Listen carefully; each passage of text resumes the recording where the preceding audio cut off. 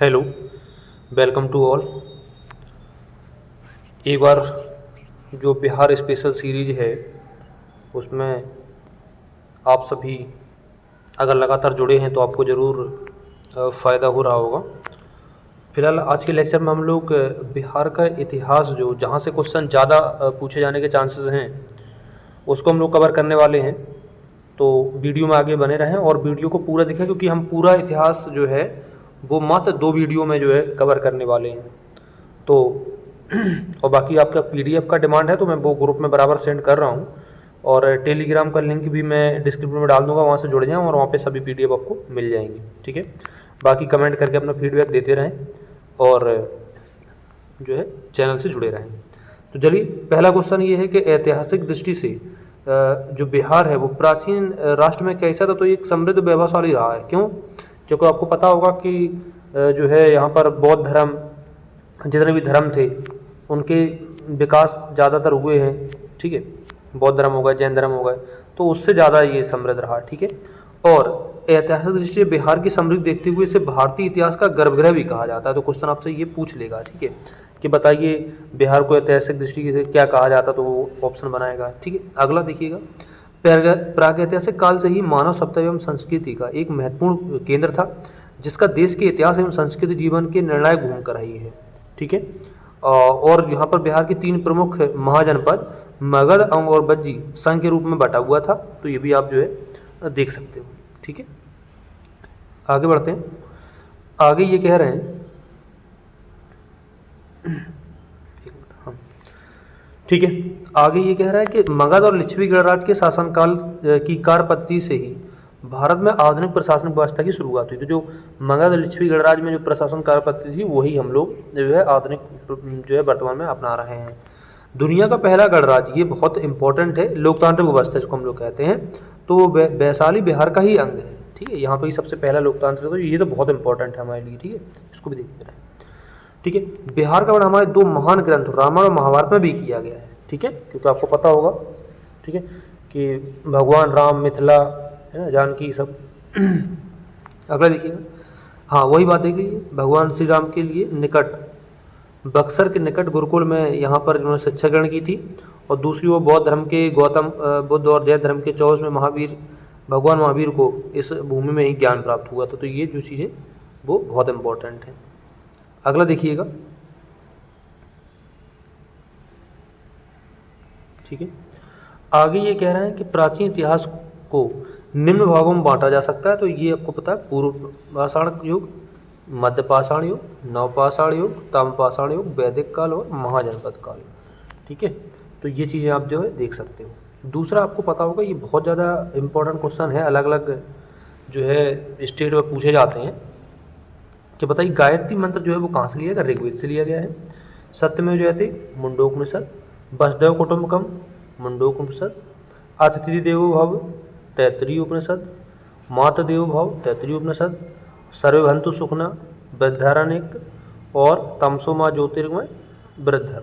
ठीक है, तो जो जितने भी ये हैं इनको बहुत ज़्यादा नोट कर लेना, क्योंकि देखो गायत्री मंत्र तो कई बार आ गया, तो अब एग्जामिनर इसके आगे भी बढ़ के देखेगा, है ना।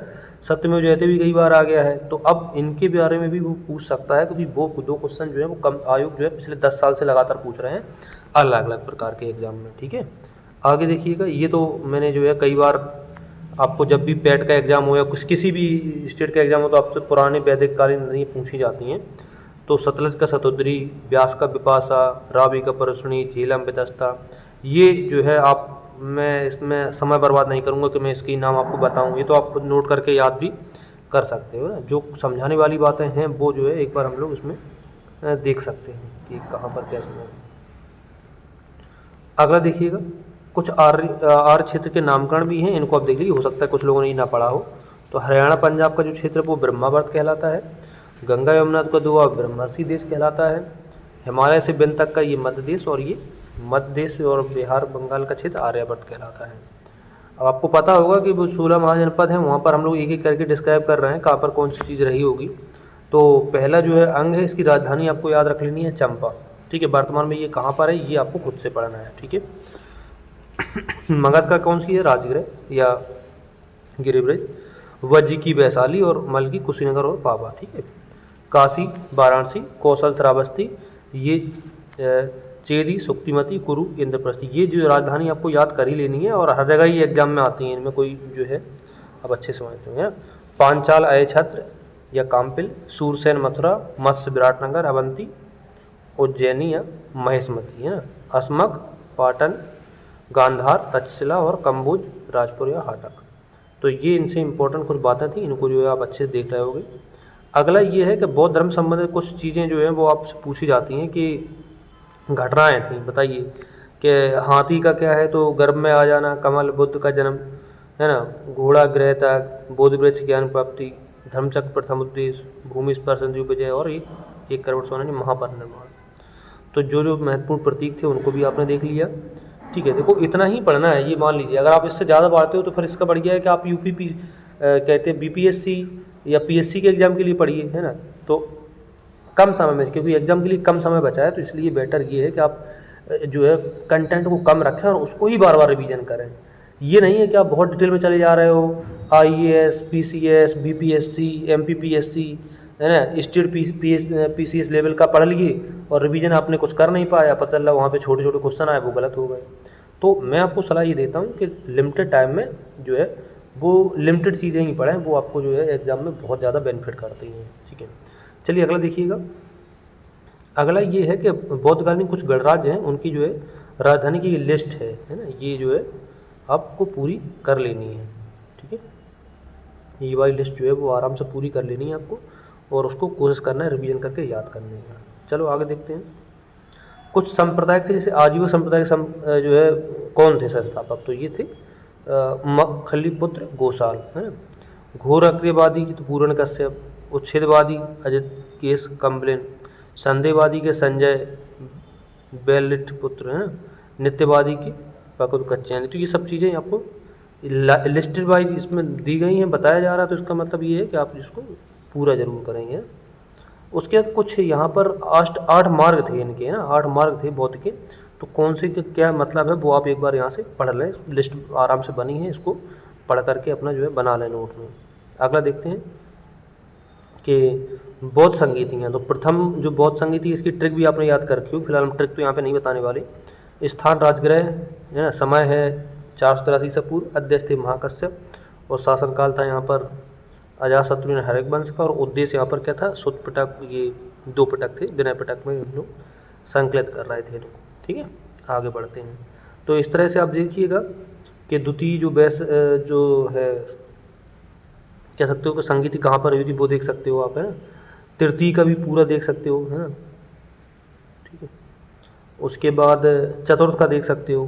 ठीक है, तो इतना चीज़ आपको जो है खुद से जो आप कर सकते हो वो अब मैं आपको यहाँ पर बता ही रहा हूँ, है। और जल्दी जल्दी आपको कवर करना है क्योंकि समय कम है, और मैं पीडीएफ भी आपको दे दूँगा, क्योंकि इसको देखो सुनना है और उसके पीडीएफ आपके पास पहुँच जाएगी, उससे रिवीजन कर लेना है बस। समय आपको बर्बाद नहीं करना है, क्योंकि आपको पता है कि आजकल क्या होता है, वो एक क्वेश्चन वाला सिस्टम ज़्यादा चल गया है कि आप टीचर आएगा वो आपको 40 क्वेश्चन लेके आएगा या 20 क्वेश्चन लेके आएगा, और फिर उसके 4 ऑप्शन पढ़वा के एक टिक कर देगा, देखो इसका आंसर डी रहा है, इसका आंसर सी रहा है। तो उसको बच्चे ज़्यादा देखना पसंद, लेकिन हमें लगता है कि वो सबसे ज़्यादा समय बर्बाद करने वाला कहानी वही है ना। आप अपने नोट्स को रिवीजन कर लोगे तो में उस 20 मिनट में आप कम से कम नहीं तो 20 पन्ने रिवीजन कर लोगे, उस 20 पन्ने में कम से कम 400 क्वेश्चन लिखे होंगे। वो ज़्यादा बढ़िया है कि मात्र 1 घंटा आपने बर्बाद किया, यूट्यूब पे 20 आपके क्वेश्चन हुए, है ना। वो चीज़ देखिएगा। अब जैसे यहाँ पर मैं 1 मिनट अगर आपको पढ़ाऊँगा तो इतने कितने सारे क्वेश्चन हैं, तो वो आप कवर हो जाएंगे। जैसे देखिएगा जैन धर्म के बारे में कुछ चीज़ें देख लेते हैं कि ऋषभ देव, देखो इनका प्रतीक था वृषभ या बैल, है ना। अजितनाथ इनका हाथी, संभावना तृतीय थे इनका घोड़ा।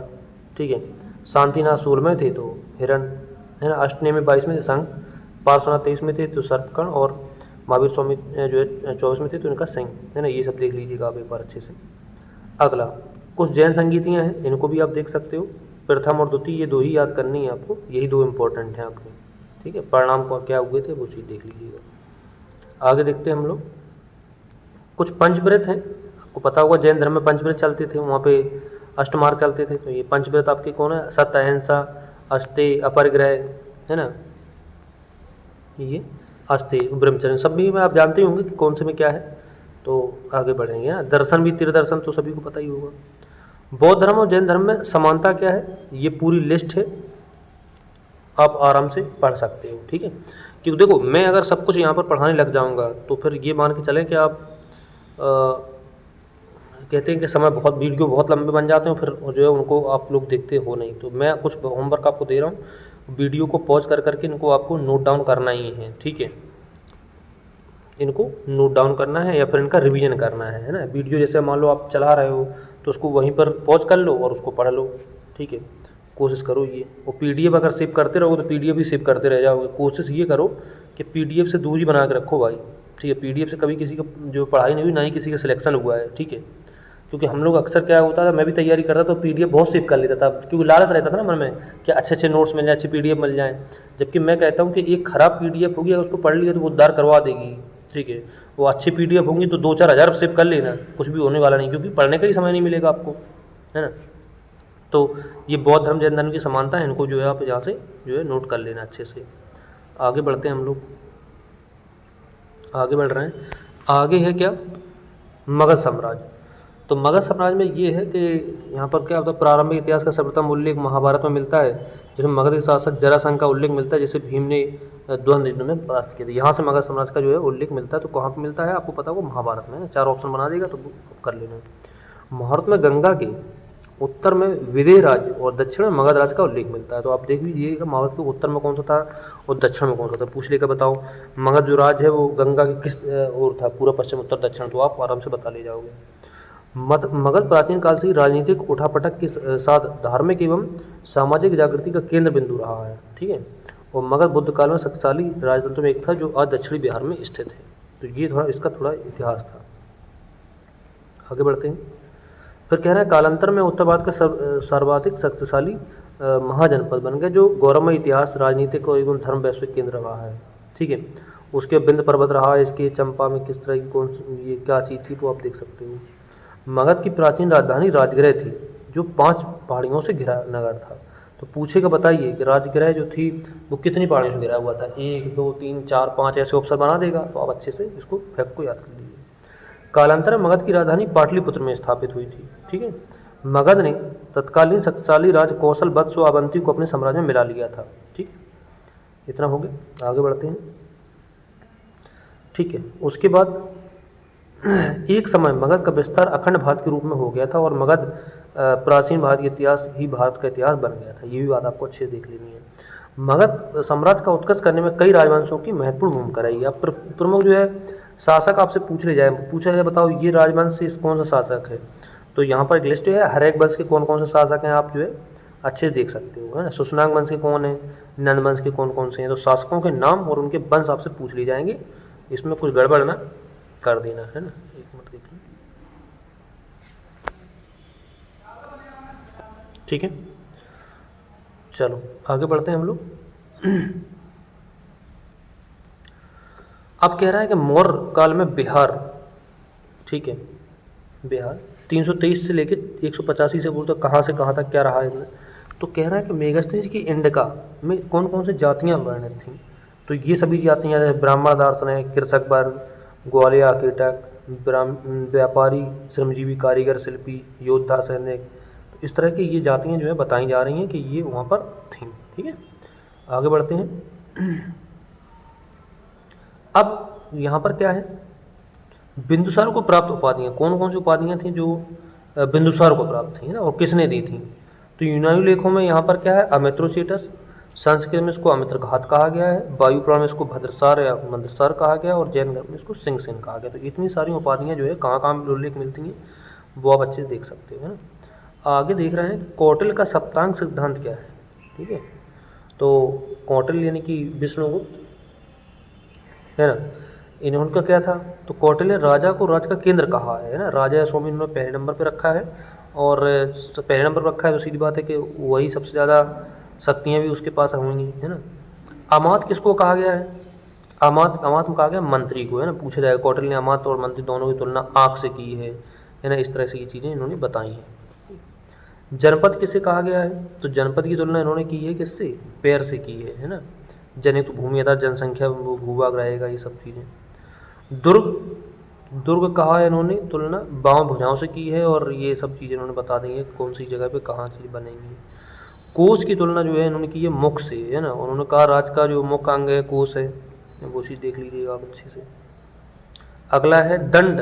दंड या सेना की जो है तुलना की है मस्तिष्क से, है ना। और मित्र, मित्र को कौटिल्य ने कहा है कान, और उसके अनुसार राज्य की उन्नति के लिए ये सब चीज़ें जो है बता रहे हैं ये आप, ठीक है। आगे बढ़ रहे हैं हम लोग। तो चलो एक काम करते हैं, फिर आज के लिए इतना ही रख रहे हैं, क्योंकि वीडियो जो है थोड़ा ज़्यादा बड़े हो जाएंगे तो आपको जो है इतना समय नहीं मिल पाता है, और बच्चे इसको कंप्लीट भी नहीं कर पाते हैं। तो अगले वीडियो हम लोग यहीं अशोक के द्वारा जो है शुरू करेंगे कि अशोक के द्वारा कौन कौन से बौद्ध धर्म के प्रचारक भेजे गए थे और कहाँ पर क्या चीज़ें थी, ठीक है। अच्छा, बहुत महत्वपूर्ण श्रृंखला ये है कि इसके बाद जो वीडियो आएंगे, पहले तो ये कवर मैं कराऊंगा, ठीक है। हो सकता है आज समय मिल गया तो आज, नहीं तो फिर कल जो है मैं फ्री रहूँगा तो कल। और इसके बाद जो है मैं जो है मॉडर्न हिस्ट्री लेके आऊँगा इसमें, है ना। इतिहास में मॉडर्न हिस्ट्री, जहाँ से क्वेश्चन जो है वो बनने के बहुत ज़्यादा संभावना है, आधुनिक इतिहास, ठीक है। तो वो जो है ज़रूर आप कवर कर लेना, और उतना ही आपको बताया जितना आपके लिए इम्पोर्टेंट है। तो थैंक यू, मिलते हैं अगले वीडियो में।